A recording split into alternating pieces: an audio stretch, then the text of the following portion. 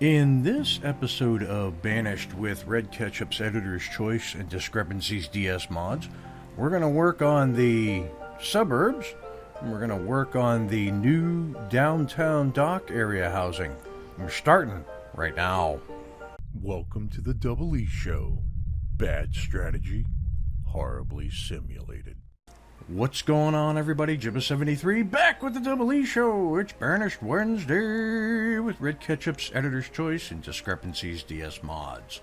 So you can see we're going to jump right into it here. I'm going to work on laying out the roads for the downtown dock area housing. We're going to finish off the edge of it here, the part that abuts the fodder farmer and florist area, which we'll expand on later on.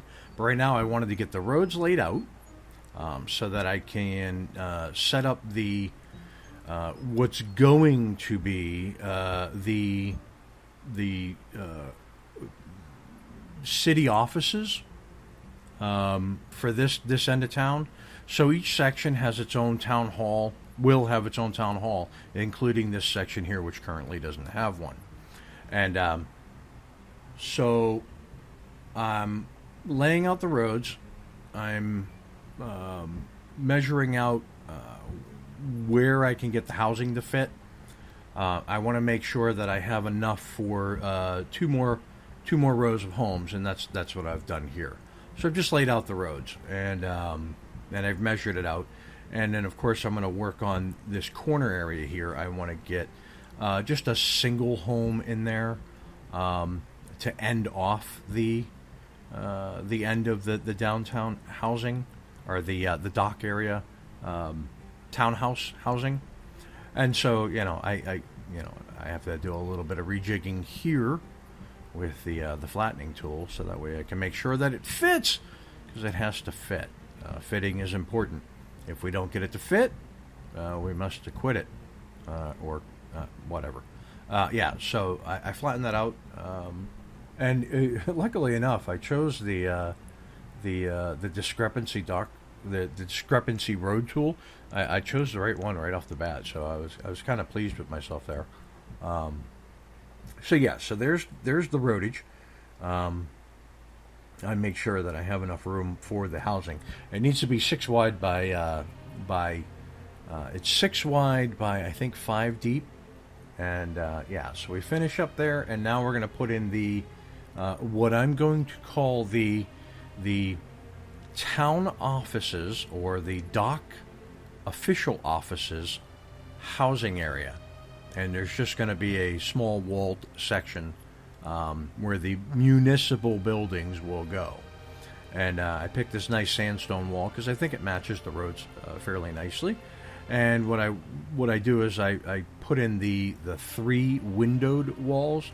So if you remember in the initial downtown area with the red brick, I did openings. I did the arched openings. This one here, this wall here, actually contains glass. And that's to be more in line with the advanced trading docks that I have here. I wanted to really show off what the artisans are able to do in the dock area. So of course they're able to make glass, and the walls will have glass in them. So I bring this wall down. It's going to abut to the mountain, and then it will terminate there at the edge of the hill. I do believe they still can traverse this hill, but I've flattened it to a point where hopefully they won't traverse the hill, and they will just I'm looking for the terminal end here, but I'm gonna have to flatten that one spot. But hopefully they won't walk around. Hopefully they'll go through the openings that I provided. My bannies tend to be a little indignant sometimes and find their own pathing. One thing is for sure, right now we have too many houses for the number of citizens we have. So the next time nomads come in, we are going to have to accept them, so we can fill some of the additional housing. And I'm going to be adding housing as well, and pausing it. I'm pausing the walls here, by the way, because we don't have enough stone to do all this. It's going to cost us a lot of stone to do the roads that we put in, and it's going to cost us a ton of stone to build these walls, so I'm actually pausing the walls. I don't need them right now, but I want to have them available to be built once we catch up on stone. And yeah, so the wall's going to terminate here. But as far as the housing goes, we're going to need to bring in nomads to fill the additional housing and get enough laborers to where we can open up more mining possibilities. So here we go. What are we looking at here? I think I was deciding on whether or not I wanted to add anything additional, like a drop-down fence, like if the wall would go from full height to half height. So now we're going to move into the suburb area of the main downtown. We're going to remove the stockpiles, which stockpiles are great. You can either use the flattening tool or you can use the stockpile tool. Stockpile tool will also flatten the ground while giving you temporary storage for the stuff you're cutting down in that area. So again, pausing everything that I put in here. Now I'm going to go into the brick walls, and I'm going to lay out all the corners. I'm going to lay out all the walls, and I'm going to pause them all. And yeah, I was trying to decide whether or not I had the road in the right orientation, and I do. So I'm going to let this part zip through here, and then when we come back at the end of putting this stuff in, I'm going to talk to you about what's to come. So enjoy.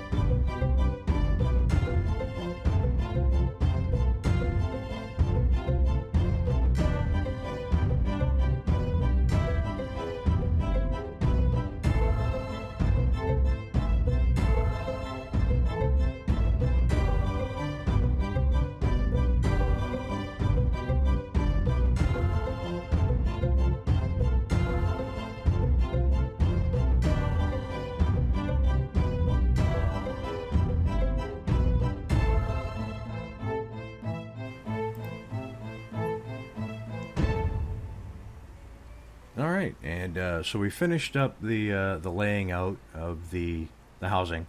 I got more stockpiles to remove, but they have stuff in them right now, so I'll remove them in a minute, and then I'll also continue laying out the roads.